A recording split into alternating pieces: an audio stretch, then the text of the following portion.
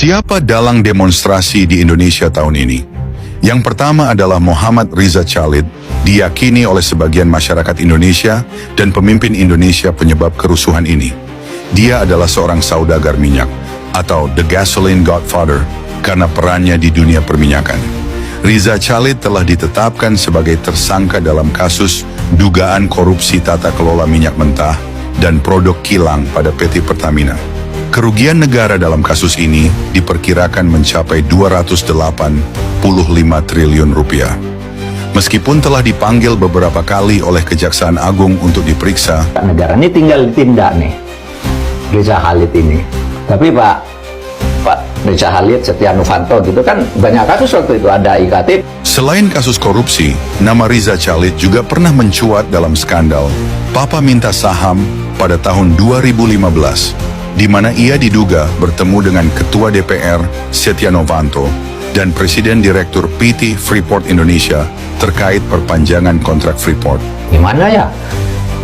Riza Khalid kan orang kuat, Setia Novanto orang kuat. Gimana? Dari zaman Bapak Presiden Soeharto, tidak ada yang berani menyentuhnya sampai ke pemerintah Pak Jokowi. Bahkan di pemerintahan Jokowi sudah melakukan bagaimana cara untuk menangkap, mengatasi Riza Khalid. Pak Jokowi memilih kepercayaan untuk menanganinya, tapi semua tumbang dan berkhianat kepada Jokowi. Di bawah pemerintahan Prabowo sebagai Presiden Indonesia, Pak Prabowo dengan tegas tanpa kompromi, dia langsung menyita semua aset Riza Khalid dan menjadikan buronan utama dan mendukung Kejaksaan Agung menangkapnya. Hal ini diyakini bahwa demonstrasi besar-besaran ada campur tangan dari Riza Khalid yang mengganggu kestabilan pemimpin Prabowo sebagai Presiden Indonesia saat ini. Dan pemicu kerusuhan demonstrasi kali ini adalah kenaikan gaji DPR Indonesia dan dipicu masalah internal, seperti tingginya angka PHK dan kenaikan tunjangan anggota DPR di tengah kondisi ekonomi yang lesu. Serta anggota DPR Ahmad Syaroni yang memprovokasi masyarakat Indonesia dengan pernyataan kontroversial terhadap masyarakat. Catat nih, orang yang cuma mental bilang bubarin DPR, itulah orang tolol sendiri. Dan joget-joget seperti yang dilakukan oleh artis DPR Uya Kuya, Eko Pratiot, seolah-olah tidak peduli dengan kritikan masyarakat, dan akhirnya masyarakat Indonesia tidak tahan. Dengan sikap dan adab mereka, akhirnya terjadi kerusuhan pendemo, mendalam dan menjarah berbagai toko, bahkan rumah mereka dalam satu malam hancur sedemikian. Akibatnya, momen seperti ini dimanfaatin oleh para perampok, begal untuk menjarah toko orang.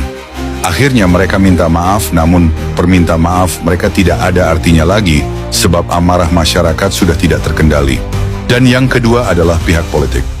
Terkadang aktor atau partai politik yang menentang kebijakan pemerintah juga dituding menunggangi atau bahkan menggerakkan massa demonstrasi untuk kepentingan politik mereka. Namun, tuduhan ini seringkali dibantah oleh pihak yang bersangkutan. Pada intinya demonstrasi itu tidak dilarang. Tapi jika demonstrasi sudah memicu anarkis dan brutal, maka yang korban utama adalah etnis minoritas. Dan orang yang mencari nafkah akan terhambat dan memicu pertumbuhan ekonomi melambat. Karena kita tahu demonstrasi kali ini sudah disusupi oleh buzzer untuk memecah belah para demonstran menjadi dua kelompok agar semua jadi kacau. Yang satu demonstrasi untuk rakyat dan satu kelompok lagi mengambil keuntungan dari chaos ini.